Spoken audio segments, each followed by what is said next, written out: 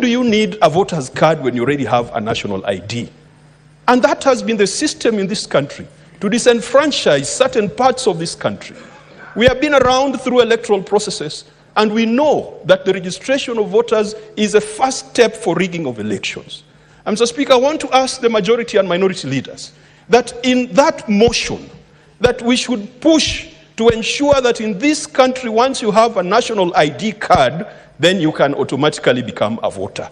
Because I've heard the arrogant politicians, those who voted yes to the finance bill last week, saying that Gen Zs will not take them anywhere because, after all, they are not registered as voters.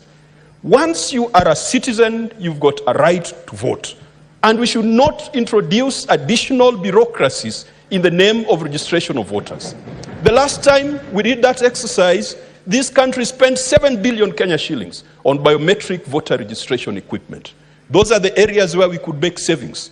If we could take that 7 billion that I am sure that the IBC is going to ask for another round of voter registration, that amount of money can take care of the doctors, can take care of the junior secondary school teachers. Mr. Speaker, we have annoyed the Gen Zs by our fake religious fervor.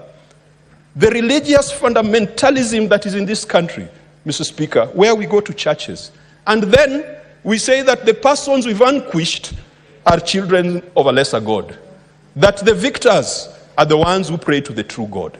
Today, Gen Zs have told us that the voice of the youth is a voice of God. Mr. Speaker, I've reflected and I've looked at what Wole Soyinka wrote.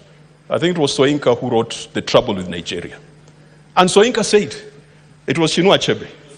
It was Achebe who did the Trouble with Nigeria.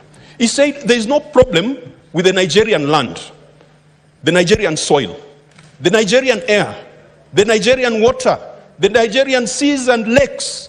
The trouble with Nigeria, as is the trouble with Kenya, is the failure of leadership. It is a cult of mediocrity. It is indiscipline and it is corrupt.